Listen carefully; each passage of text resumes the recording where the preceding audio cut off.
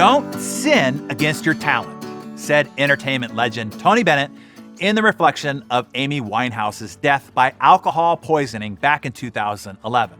Amy was the first British female to win 5 Grammys, and BBC called her the preeminent vocal talent of her generation.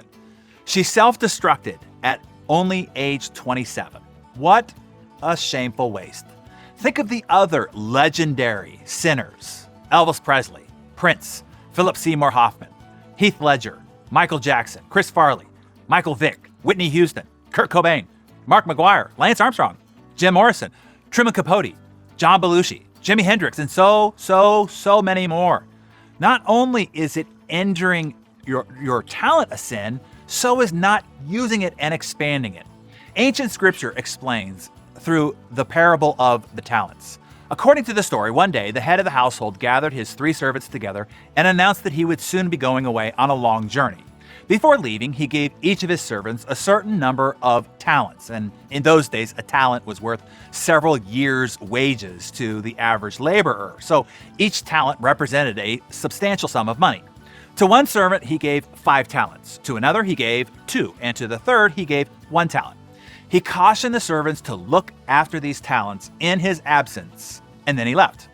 While the man was gone, the servant with the 5 talents took them to the marketplace and traded them until he had converted the 5 into 10. The second servant did the same, trading his 2 into 4. However, the third servant, being a very cautious man, took the 1 talent that he had been given and buried it in the ground for safekeeping. After a time, the man returned and gathered his 3 servants together to inquire about what they had done with the talents he had given them. The first servant explained how he had wisely traded the 5 talents that he had been given and presented the man with the original 5 plus the 5 that he had earned. The man said to the servant, "Well done." The second servant came forward and said that he had also traded wisely and presented the man with the original 2 talents that he had been given plus 2 more. Again, the man said, "Well done." Finally, the third servant stepped forward and told his story. "Fearing that I might lose your money, I carefully buried it in the ground." He then proudly presented the man with the 1 talent that he had been given to look after. The master took a look at the single unused talent and said, "Take the talent from him and give it to the one who now has 10. There are several lessons to this parable. 1, we are all given a talent.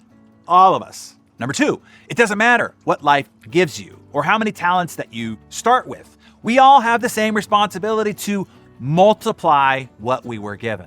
And 3, if you don't use your talent and you bury it instead, what you have will be taken away from you and given to those who prove to be more productive. Life is not designed to give rewards in proportion to our level of need. It gives rewards in proportion to our level of deserve. You see, lots of people don't like the way that this parable ends. They think it doesn't seem fair to take the little that the third servant had and give it to the servant who had 10. In fact, these days, many people actually want the government to force the opposite, to take from those who used and multiplied their talents and then just give their surplus to those who buried theirs.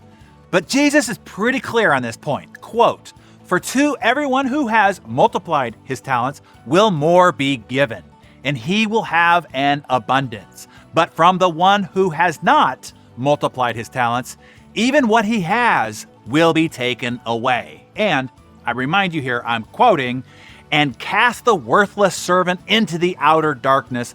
In that place there will be weeping and gnashing of teeth." Whoa, I think that's pretty clear. JC ain't fooling around here. So, you have been given a gift of talents. As Tony Bennett said, do not sin against your talents. So take your Darren Daily Journal. Where are you maybe sinning against the great talents that you've been given? What are you going to do to further multiply your talents, as is your responsibility? Tell us that in the journal and in the comments below. I can't wait to read what you come up with.